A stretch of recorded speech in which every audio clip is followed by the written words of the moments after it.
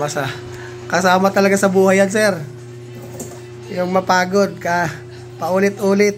Challenging ha, ano eh. Ha? Challenging. Oo, kasi dyan mo masubukan talaga yung flex ng kamay mo dyan. Kung talagang ma-perfect mo siya, ibig sabihin, marunong ka na. Pag na-perfect mo kasi yan, talaga matututo ka ng gusto. Ibig sabihin, madali na sa'yo lahat. Lahat ng CPU, madali na lang. Kasi nagawa mo nga siya sa isa eh.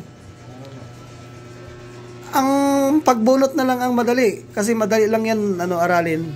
Dahan-dahan mo lang sa araw-arawin mo. Yun ang, Importante yung gusto ko ma-perfect. Yung katulad ng ginagawa ko, ma-perfect ninyo. Kasi bit nyo na yun. Hindi na magbabago yun. Ganon at ganon pa rin.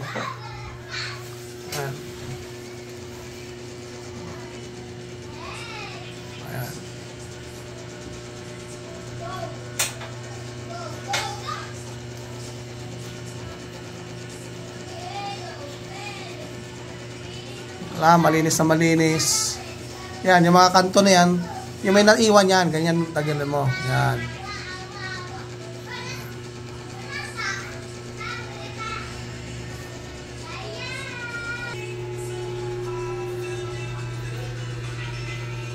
Okay.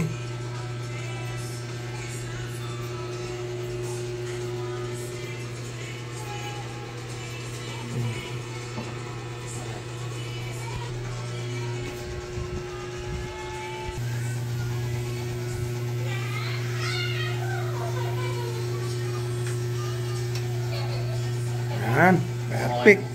Ganda. Ha? Napagod ka? Ha? Pagod. Pero ganda, ayos, panalo. Ayos, panalo tayo. Ha? Ha? Sige. Isang pasada lang na cutting. Huwag na masyadong yung hapsaw lang, huwag masyadong laliman para maganda ang babagsakan.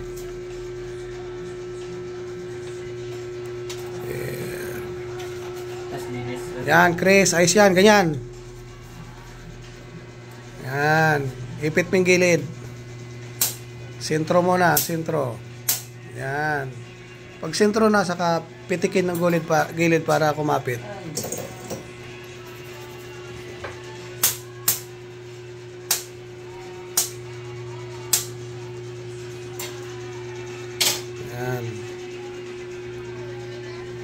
Pag nasanay na kasi yung kamay mo, iba na yan, diretso na eh. So, umpisa lang talaga mahirap. Kasi gagamayin mo pa siya eh. Pero pag nasanay ka na, parang naglalaro ka na lang yan. Hindi ka na mahihirapan.